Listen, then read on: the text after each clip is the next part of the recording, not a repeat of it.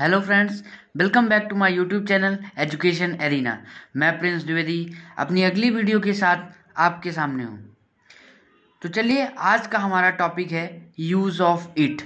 जैसा कि आप सबको पता होगा कि इट जो है एक प्रोनाउन है, बट इसका यूज़ कहाँ पे करते हैं कई लोगों को नहीं मालूम होता है।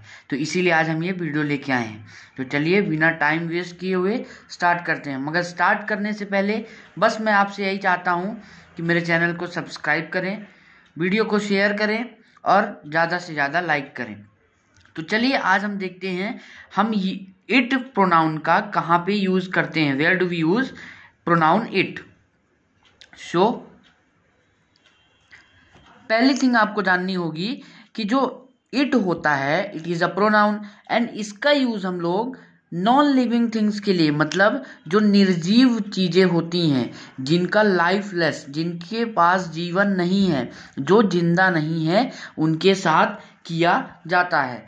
पहला टॉपिक आप हमेशा ये ध्यान रखिएगा, पहला रूल ध्यान रखिएगा कि जो इट का यूज़ होता है वो हमेशा नॉन लिविंग थिंग्स के लिए किया जाता है। अब जैसे आप बोलेंगे कैसे नॉन लिविंग थिंग्स के लिए, तो चलिए एग्जांपल देता हूँ मैं आपको। जैसे चेयर हो गया, तो चेयर क्या है?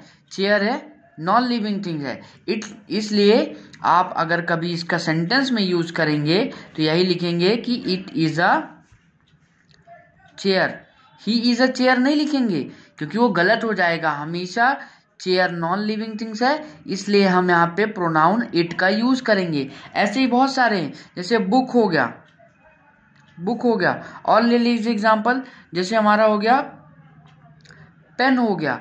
All the non living things के पहले, जितनी भी नॉन लिविंग थिंग्स है उसके पहले हम इट का यूज करते हैं। तो ये पहला रूल हो गया। अब चलिए हम दूसरे रूल के आगे बढ़ते हैं। तो हमारा दूसरा रूल है, जैसे आपको पता ही दिख रहा होगा स्क्रीन पे, नेचुरल इंसिडेंट। अब आप सोच रहे होंगे नेचुरल इंसिडेंट क्या हो।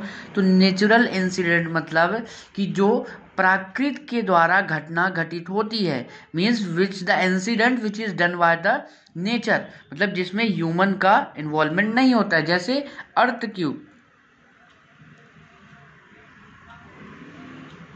अर्थक्वेक, तो इसके पहले हम क्या लगाएंगे? इसके पहले हम लगाएंगे क्या? इट लगाएंगे। जैसे फ्लड हो गया, फ्लड मतलब आप सबको पता होगा बाढ़। सुनामी हो गया, ठीक है, ये सुनामी हो गया, ठीक है। तो ये सब नेचुरल इंसिडेंट होते हैं। टाइफून हो गया। तो ये जो भी नेचुरल इंसिडेंट हैं उसके पहले भी हम इट लगाएंगे।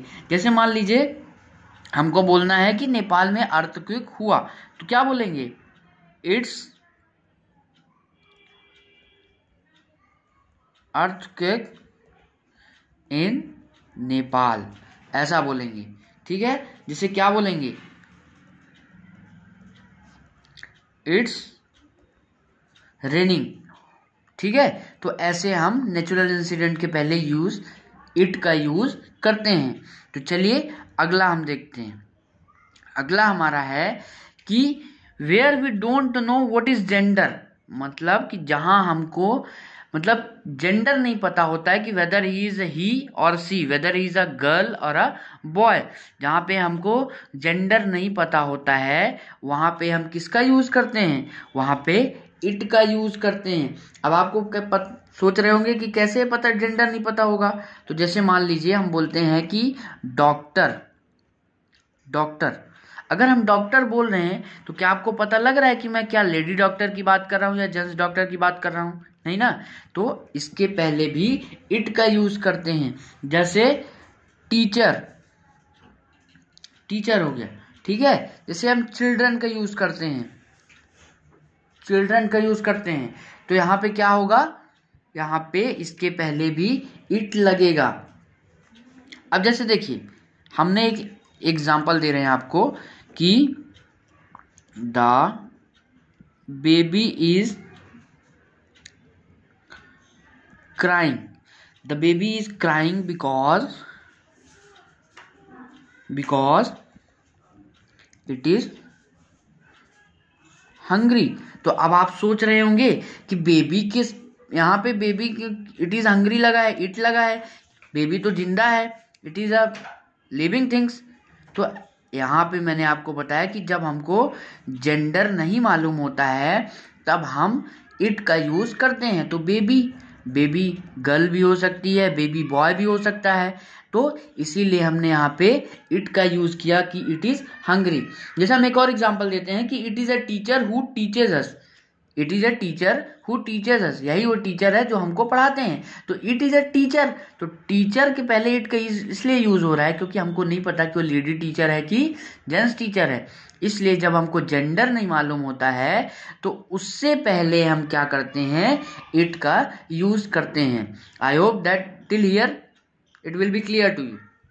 चलिए आगे बढ़ते हैं कि अगला रूल है हमारा कि when to any noun we are saying by emphasis then also we use it। मतलब जब हम किसी नाउन पर जोर डाल के बात करते हैं, मतलब उस पर एम्फेसिस डालते हैं, उस पर प्रभाव डालते हैं, जिससे वो नाउन के ऊपर संकेत हो जाता है कि हाँ हम उसी नाउन की बात कर रहे हैं, तो वहाँ पे भी इट का यूज़ किया जाता है। चलिए मैं आपको एग्जाम्पल देके समझा देता हूँ कैसे। जैसे देखिए एग्जाम्पल कि it is the baby who helped me। यहाँ पे देखिए it is the baby who helped me. अब देखिए हम इस बेबी के ऊपर जोर डाल रहे हैं कि हाँ यही बेबी है जिसने मेरी मदद की। It is the baby who helped me. हम बेबी के ऊपर, बेबी एक नाउन है, तो उस नाउन के ऊपर हम जोर डाल रहे हैं कि हाँ यही क्या है, यही बेबी है जिसने मेरी मदद की। अब जैसे एक एग्जांपल और देते हैं हम आपको कि it is a girl who fail into the water. अब देखिए हमारा ये एग्जाम्पल है it is a girl who fail into the water, मतलब यही वह लड़की है जो पानी में गिरी थी। तो हम पर्टिकुलर लड़की के ऊपर मतलब इशारा करके उस पे जोर डाल रहे हैं कि हाँ यही लड़की है जो पानी में गिर गई थी। तो I hope till here it is clear to you. इतना ही है इट का यूज़ और कहीं नहीं है। एक चीज़ और है इट का यूज़ कि इट का यूज़ हम एनिमल्स के लिए करते हैं, एनिमल के लिए करते हैं। अब आप सोचेंगे कैसे, जैसे देखिए it is a dog, it is a dog, यहाँ पे ही इज़ अ डॉग नहीं बोलेंगे, ही इज़ अ डॉग बोलेंगे तो ये गलत हो जाएगा, it will be wrong. It is a dog ये करेक्ट है, ये सही है। तो इसका आपको ध्यान रखना होगा। तो सबसे पहले नॉन लिविंग थिंग्स के लिए, फिर नेचुरल इंसिडेंट के लिए, फिर जहाँ पे हमको जेंडर नहीं मालूम होता है और जहाँ पे हमको नाउन के ऊपर जोर डालना होता है। तो चलिए आशा करता हूँ आपको ये वीडियो अच्छी लगी होगी, इससे आपको इट का यूज़ कंफर्म हो गया होगा। तो आप इस वीडियो को ज़्यादा से ज़्यादा लोगों को शेयर करें, अपने दोस्तों के बीच लाइक करें और चैनल को सब्सक्राइब जरूर करें। मैं बहुत जल्द अपनी अगली वीडियो के साथ आपके सामने प्रस्तुत होऊंगा। धन्यवाद।